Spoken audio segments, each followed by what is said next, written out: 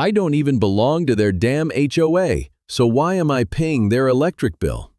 Hit like if you've ever had to deal with petty power plays, and drop a comment if you've ever caught someone red-handed and made them pay the price. There's a reason I bought my mountain cabin way off the grid. I wasn't just looking for fresh air or the kind of silence you can only get when your nearest neighbor is a 10-minute drive away. I wanted out from city noise, out from bureaucratic nonsense, and especially out from the reach of any damn homeowners association. That last part turned out to be wishful thinking. I've owned the place for over a decade, built it myself with a mix of sweat, stubbornness, and the kind of stubborn optimism you only get in your late 40s when you think you finally outsmarted the system. The land was zoned as private, recreational property. No ties, no restrictions, no associations breathing down my neck about what shade of beige my window trim should be. But this past winter, something strange started happening. The first red flag was my generator. It's a high-capacity solar backup setup, installed with care and a few extra panels for redundancy. I check the stats weekly, habit from my engineering days. In January, I noticed a consistent energy drop that didn't add up. We're talking about a 30% dip over 3 weeks. No new appliances, no extra guests, just me, the snow, and a stubborn squirrel that's been trying to claim my attic since fall. At first, I blamed the weather, less sunlight, maybe a panel covered in snow. So I went up, brushed the panels clean, double-checked the connections. Everything looked fine. But the energy drain continued.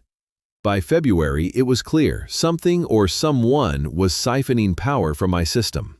I installed a tracker, a little diagnostic tool that logs usage per circuit.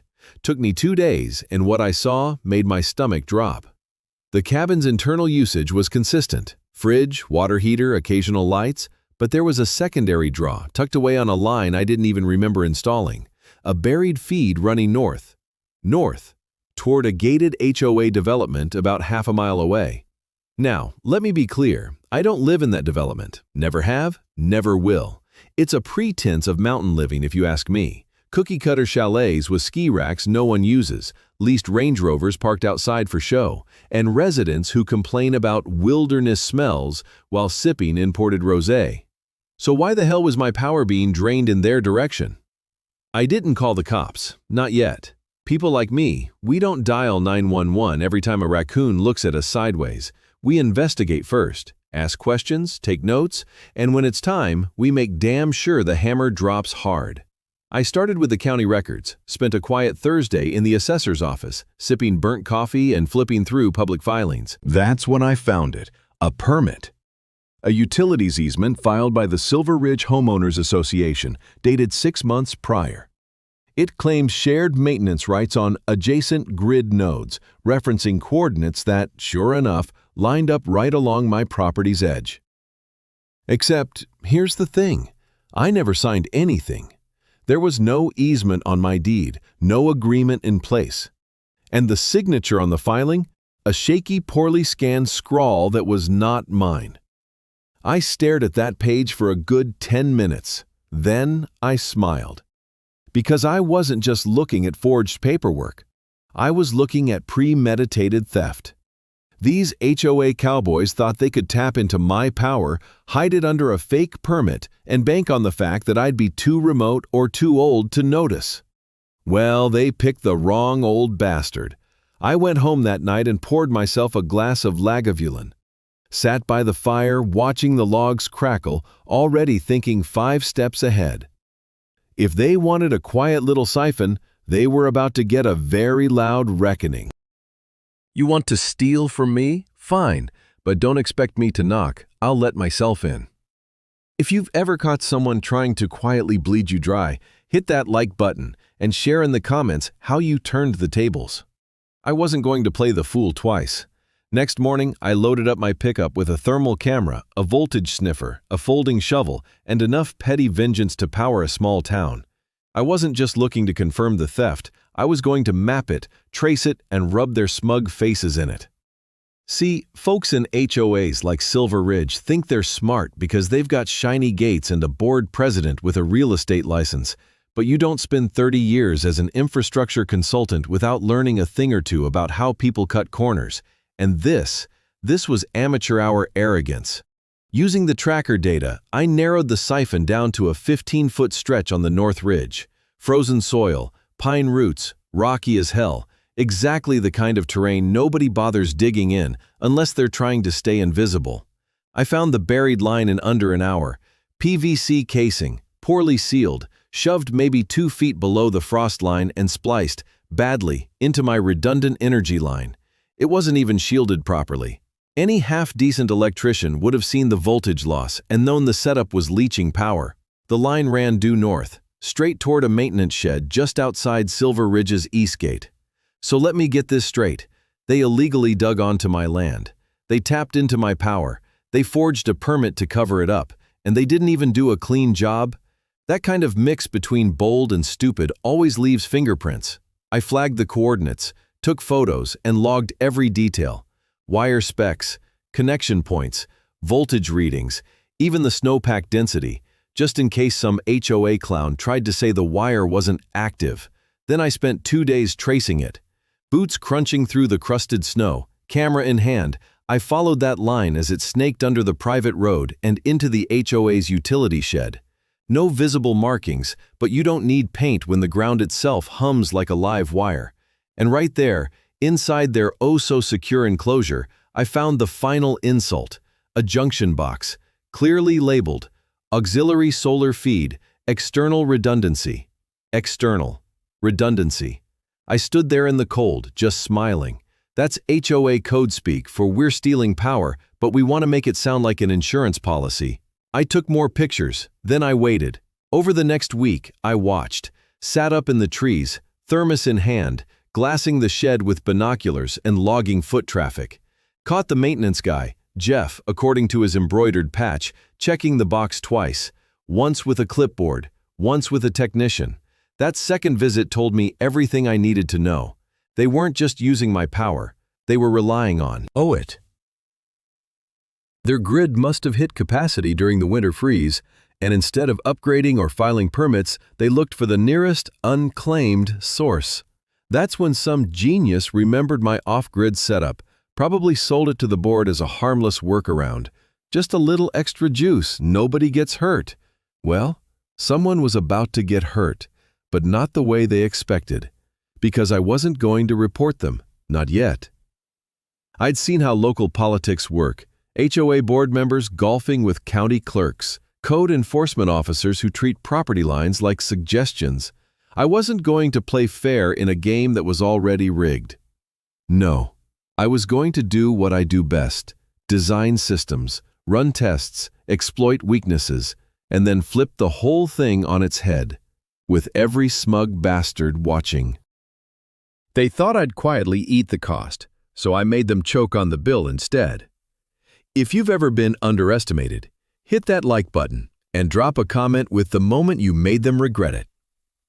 I don't believe in open warnings.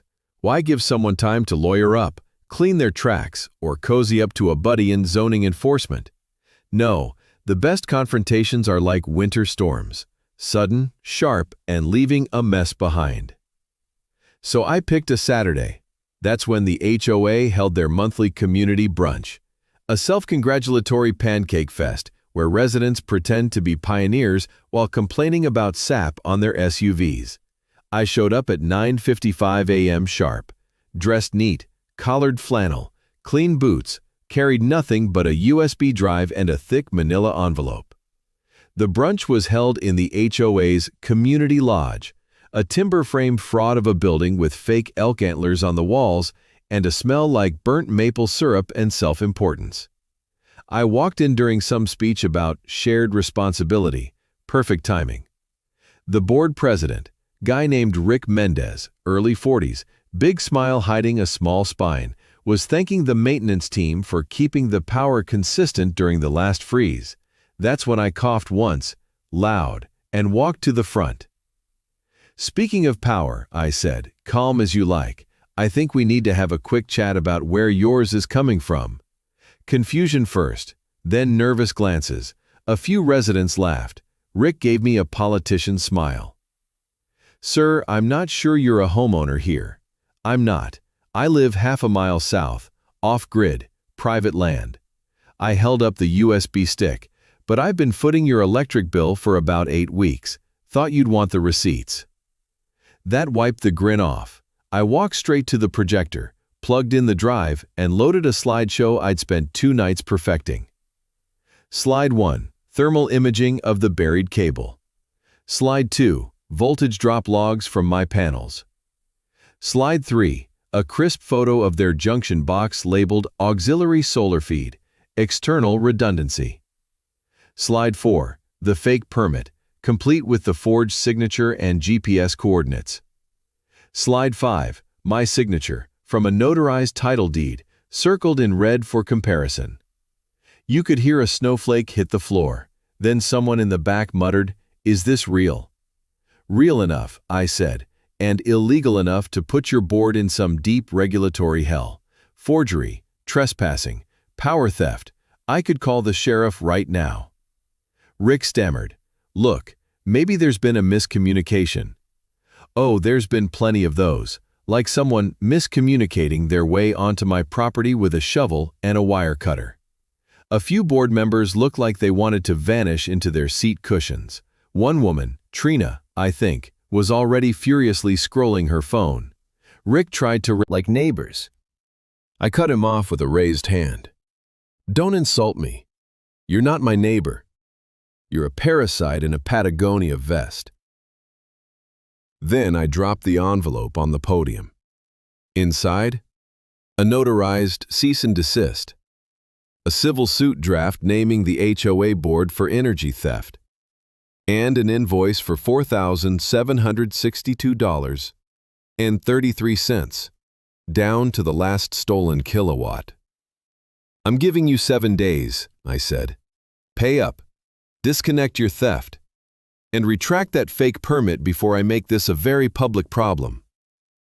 I turned, nodded to a couple of shell-shocked residents near the door, and walked out before anyone could say another word. By the time I got home, the HOA's maintenance crew was already dismantling the junction box. But this wasn't over, because I hadn't filed the civil suit yet. I was just warming up. They unplugged their theft, but I plugged it straight into their reputation. Hit like if you believe karma needs a little push sometimes, and drop a comment if you've ever made someone pay in ways they didn't see coming. Some people think revenge is about blowing everything up at once. Not me.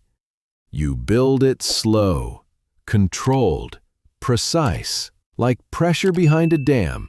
You let it rise, then choose exactly when to let it crack. So after they tore out the stolen line and fell over themselves pretending nothing happened, I gave it a few days. Let them breathe. Let them feel safe. Let that little brunch scene fade into their rear view, like a bad dream they thought they survived. Then I made the second move. Remember that fake permit? I had it analyzed by a forensic document expert, guy named Ray, who owed me a favor from a mess we cleaned up during a zoning lawsuit years ago. He confirmed what I already knew: digital manipulation, clear forgery, metadata that didn't match county records. So I printed a fresh set of evidence, highlighted, tabbed, beautifully damning, and mailed it to 3 places. First of all, the county clerk's office. Secondly, the State Board of Engineers and Land Surveyors. Thirdly, and most importantly, the local power utility regulator, with a formal complaint attached. Let's just say forged utility permits and illegal connections aren't taken lightly, especially when you've got documentation detailed enough to make a prosecutor whistle. But I wasn't done. I had one more card to play, a louder one. There's a mountain real estate blog, Highland Haven Living, that every local HOA board member reads religiously. It's where they show off developments, sell overpriced cabins, and humble brag about sustainable living. So I wrote them a guest piece. When HOA greed crosses the line, how Silver Ridge stole my power. It was calm, factual, just the right amount of sarcasm. I didn't rant, I outlined. I explained how community leaders took advantage of an off-grid neighbor, how they buried unauthorized cables through private land, how they forged documents to cover it up.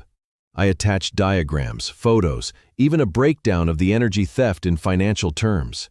It went live on a Thursday. By Friday morning, the article had over 10,000 views. The comments were brutal. Sounds like lawsuit bait. Rick Mendez needs to resign yesterday. If they did this to him, what are they hiding from us?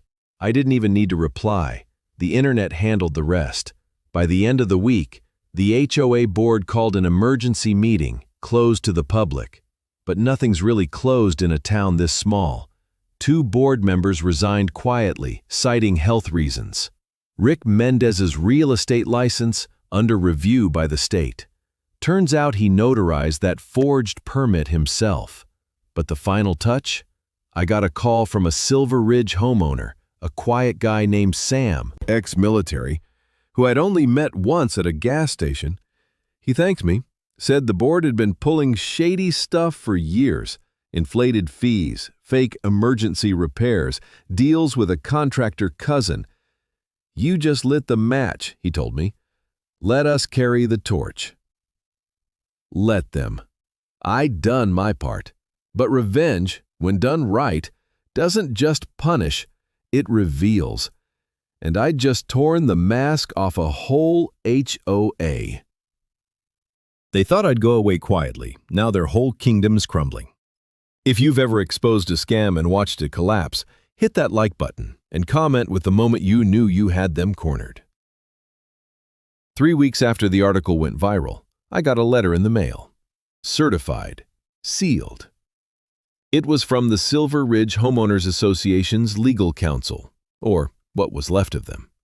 Inside was a typed apology, the HOA's formal retraction of the forged permit, a cashier's check for $4,762.33, exact down to the penny, and a one-line statement.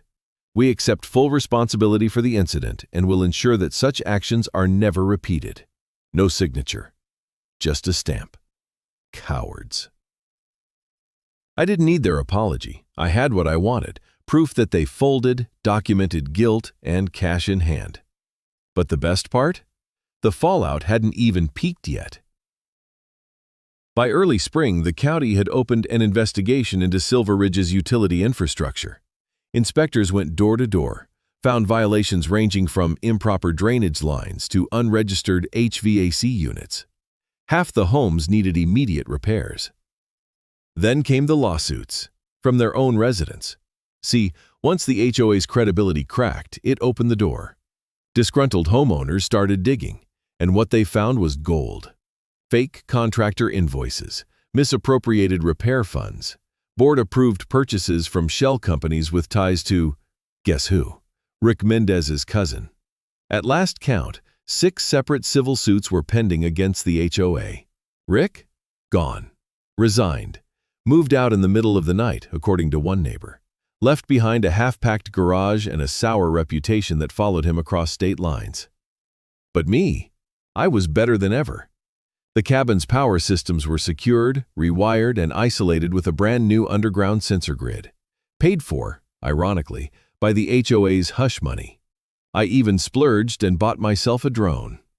Nothing fancy, just enough to give me a bird's-eye view of the land around me, a little peace of mind. And wouldn't you know it? Every now and then I'd see a Silver Ridge resident hiking near the ridge. Slow, sheepish steps like they didn't want to be seen. I let them be. Because here's the thing. I didn't need to fight anymore. The message had been sent. Carved into county records, blog archives, and a whole community's collective shame. You steal from me? You don't just pay it back. You pay interest. In public. In full. With receipts.